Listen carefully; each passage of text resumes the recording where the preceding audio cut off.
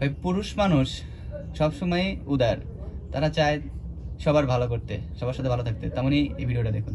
উদারতার রিকশা পরিচয় দেখো। চালকের স্ত্রী এখানে এইচএসসিতে গোল্ডেন ভাই পেয়েছে। রিকশা চালক ওনাকে না? নার্সিং এ পড়াবে শুনে বেশ অবাক হলাম। আমি হেসে এসএসসি বললাম, তার স্ত্রী কত গোল্ডেন টাকা প্লাস লোন পেয়েছে। তুলবেন?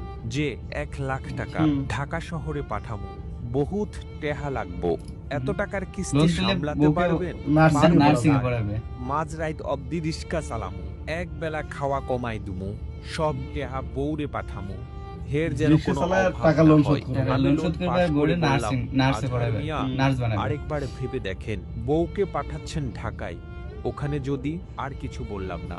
আমার কথা থামিয়ে দিয়ে আজহার ভাবাভাবি মিয়া কি বললেন, আছে? না স্যার, হ্যাঁ। বউরে মেলা মানে বউ বিশ্বাস ওনাকে অনেক করি, ভালোবাসতে হে হতো আমারে বা ঠকাবো না। অনেক খুব ভালো আছে না ঘরের অনেকে মাইয়া, এগুলো বলে, আমারে আবার বহুত টেয়া স্ত্রীরাও দেয়। কাজ করে স্বামীকে পড়াশোনা করে। বুঝলাম, লোন পাস হইছে, পরশু এসে প্রতিষ্ঠিত টাকা হওয়ার নিয়ে ক্ষেত্রে যাবেন। একজনকে ত্যাগ স্বীকার আজহার করতেই সাহেব হবে। হাসি মুখে সে যদি বের নার্স হয়, হলেন। ডাক্তার হয়, তাহলে তো তাকে সে দেখে সাংসারিক অনেক সুখী সংসার উন্নতি না। সংসার উন্নতি। আমি কষ্ট রিকশা করতে চালক করি। হয়ে বউকে নার্সিং এ পড়াবে, পরিণতি কি হবে কে জানে। অবশ্যই সুখী সে মানুষ। হাসিটা ছিল ওনার মুখের হ্যাঁ। শেষ হাসি। রিকশা চালাতে বউকে এরপর নার্সিং থেকে করার কতটা ওনাকে উত্তম আর কাজ। হাসতে দেখিনি। নীরব হৃদয়ে মুখ ভার শেষ করে হাসি মানে? প্রতি মাসে কিস্তির টাকা নিয়ে আসে। কেন?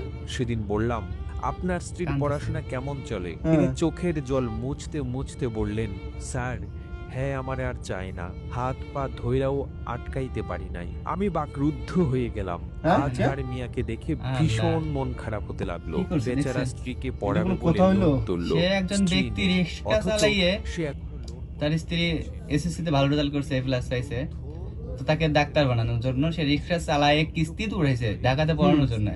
আর মেয়েটা কি করলো? আরে ডাক্তারের বউ হয়ে গেল না, রিকশাওয়ালার বউ থেকে। ওগুলো আর চাই না, এটা কোনো কথা? এই আমরা তো প্রশংসা করতেছিলাম যে নোংরা জাতি। অবশ্যই মহিলাদের যদিও মায়ের জাত, বোনের জাত, বোনের জাত। এগুলো গালিগালাজ করাটা আসলে ভালো কথা না। তবু এর থেকে কত জঘন্যতম কাজ হয়েছে এটা। একজন ব্যক্তি রিক্সা চালায় যে তার স্ত্রীকে পড়াশোনার জন্য ঢাকাতে পাঠাতে পারে, সেই মেয়ে কিভাবে এসে দেখো? তাহলে মেয়ে মানুষ টাকার জন্য কি না করতে পারবে ভাই?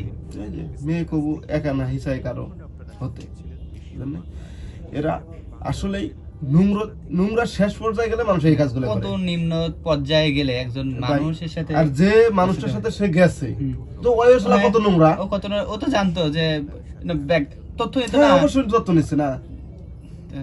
আমাদের সমাজে থেকে এই ক্যান্সার গুলো মুক্তি করা উচিত। এর লক্ষ্যে যারা উপরস্থ কর্মকর্তা আছে এরা কাজ করুক। আমরা চাই দেশে সুষ্ঠুভাবে সবাই বসবাস করুক এবং সুনির্দিষ্ট উচ্চ পর্যায়ে আমাদের দেশকে এগিয়ে নিয়ে যাক।